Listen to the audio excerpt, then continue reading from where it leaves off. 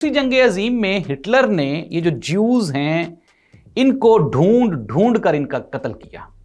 और फिर उसके बाद आप जानते हैं एक टर्म है जिसे हम यूज़ करते हैं हॉलोकॉस्ट के नाम से, जिसमें जो मिलियंस ऑफ ज्यूज हैं वो हलाक कर दिए गए।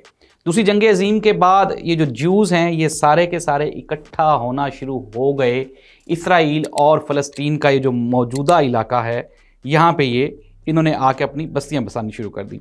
नाज़रीन 1939 में 1939 में ये जब जंग के इख्तिताम के बाद फिर 1945 में डेविड बिन गौरियन, ये जो डेविड बिन गौरियन है इसने ये जो मॉडर्न इसराइल है इसकी बुनियाद रखी। और 1948 में इसने एक नए यहूदी रियासत यानी कि इसराइल का ऐलान कर दिया।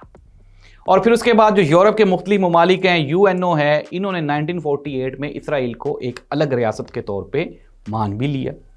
अब नाज़रीन जो अरब के दूसरे ममालिक हैं जिस तरह के मुत्तहदा अरब अमारात है, लबनान है, यमन है, मिस्र है, शाम है, ईरान है, सऊदी अरब है, इन्होंने इस चीज़ के ऊपर एतराज़ किया और फिर इस तरह से 1948 में अरब जंग का आगाज़ हुआ।